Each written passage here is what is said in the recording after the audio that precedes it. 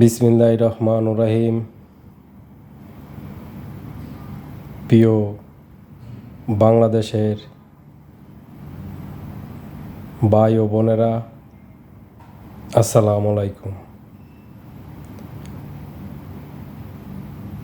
বর্তমান ক্ষমতাসীন দল বিএনপির সিনিয়র নেতৃবৃন্দ, ছাত্র সংসদ, ছাত্রদল, যুবদল, কৃষক দল, সমস্ত নেতৃবৃন্দ ও তৃণমূল পর্যায়ে বিএনপির ভাই ও বোনেরা, আপনারা চতুর্দিকে লক্ষ্য রাখেন, সজাগ থাকেন, কান খোলা রাখেন।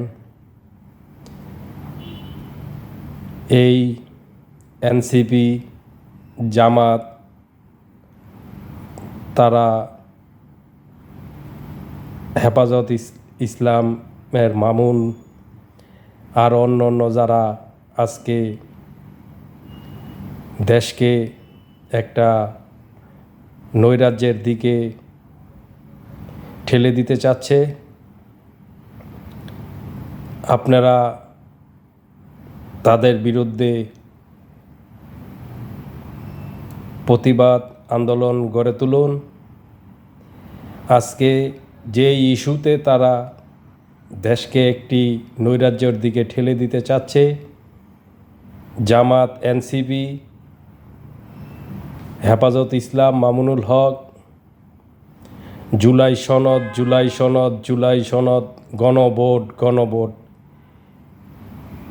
এই রাজাকারের বাচ্চারা নির্বাচনের আগের দিন পর্যন্ত জুলাই সনদে তারা সই করে নাই।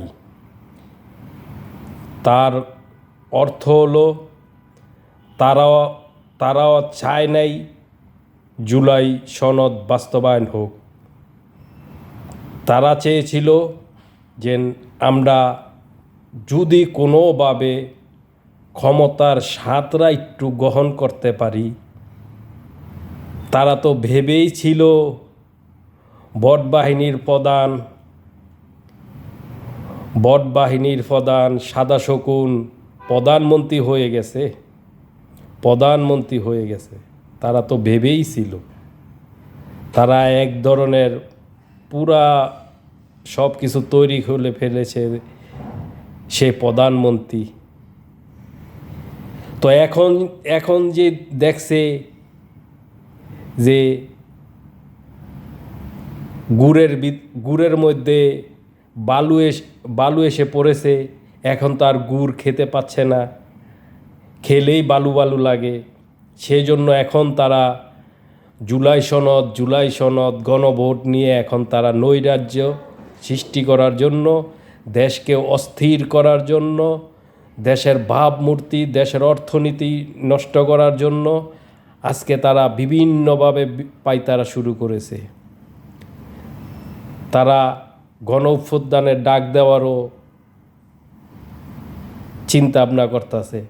ডাক দিয়া দেখো সোনার চানেরা, গুগু তুমি বারবার খেয়ে যাও ধান, যখন সাধারণ জনগণ তোমাদের প্রতিহত করবে তখন তোমরা বুঝবা। তাই সমস্ত দেশবাসী, বিএনপি, অঙ্গ সংগঠন, অন্যান্য দল, চরমোনাই, আরও যারা আছেন সমস্ত লোকেগো আমি বলবো, এই জামাত, এই নব্য জামাতি, দেশ বিরোধী জামাতি, দেশের শান্তির বিরোধী জামাতি, এদের রুখে